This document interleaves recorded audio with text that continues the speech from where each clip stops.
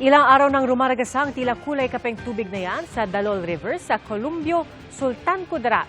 Ayon sa mga residente, may kakaibang amoy rin ng tubig na bigla lang nagbago ang kulay kahit walang baha. Doon pa naman daw umiinom ng tubig ang mga alaga nilang kalabaw. Sabi ng Community Environment and Natural Resources ng Tacurong City, dahil umano sa pagmimina, kaya nagbago ang tubig sa ilog. Kumuha na sila ng sample ng tubig para mapag-aralan. Pinaigting na rin daw ang monitoring kaugnay sa mga ilegal na aktibidad sa lugar. Isang araw matapos pagbantaan ni Vice President Sara Duterte ang first couple at ang House Speaker, abala sa ilang aktibidad ngayong araw sina Pangulong Marcos at First Lady Liza Araneta Marcos. At mula sa Malacanang, nakatutok live si Rafi Tima. Rafi.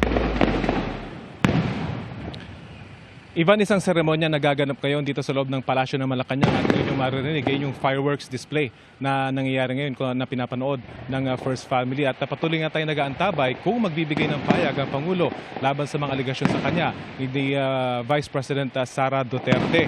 Ang nagaganap na seremonya ay para bigyan ng parangal ang 7 choir na nagkampiyon sa international stage ngayong taon.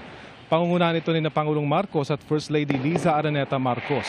Antabayan na nga natin kung magbibigay ng pahayag ang first couple sa mga seryosong aligasyon laban sa kanila ng kanilang dating kaalyado. Kanina, hindi rin nagbigay ng pahayag sa issue si Executive Secretary Lucas Bersamin nang salubungin ang mga pararangalang choir.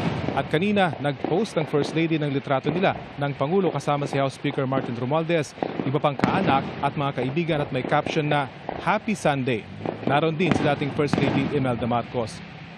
At Ivan, katatapos lamang din daw magsalita ang Pangulo at kung saan binati niya itong mga nagwaging mga choir sa international competition pero wala siya binanggit tungkol sa issue kay Vice President Sara Duterte. Yan ang latest mula dito sa Malacanang. Ivan? Maraming salamat, Rafi Tima.